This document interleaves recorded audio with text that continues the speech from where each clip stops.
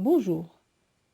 Aujourd'hui, je partage avec vous ma lecture de Véronica décide de mourir, de l'écrivain brésilien Paulo Coelho, un roman de 223 pages paru aux éditions J'ai lu. Parce qu'elle n'est ni heureuse ni malheureuse, une jeune Slovène décide de se donner la mort en avalant des barbituriques, car elle trouve sa vie vide de sens.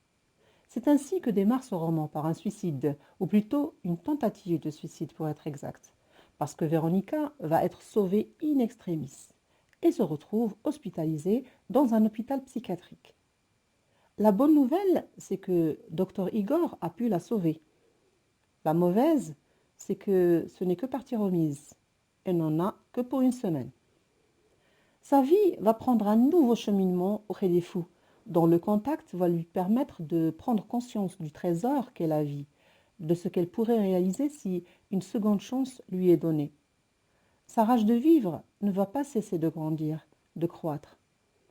Durant ce séjour, elle découvre le monde de la folie et entre en contact avec des patients qui, à la base, ont tout pour être heureux, mais qui choisissent de se protéger de la réalité à leur façon.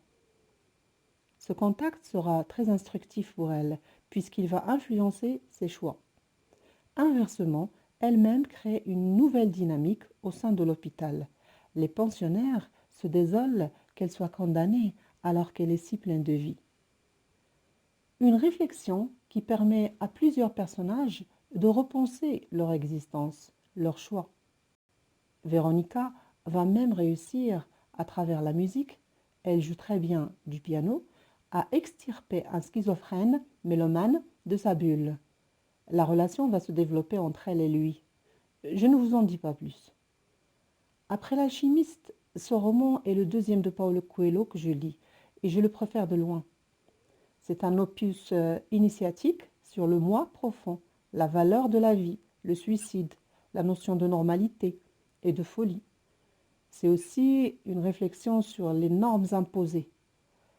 L'intérêt de ce roman spirituel, émouvant, réside aussi dans le fait qu'il pousse le lecteur à se poser des questions sur sa vie, son épanouissement, ses rêves, et aussi sur la relativité et subjectivité des normes. Une belle lecture que je vous conseille. Je termine ma chronique par une citation, prise dans la page 81. La musique pouvait aussi pénétrer dans un univers reculé, plus loin que la lune, et accomplir des miracles. À bientôt pour une nouvelle chronique autour d'un roman ou d'un livre de développement personnel.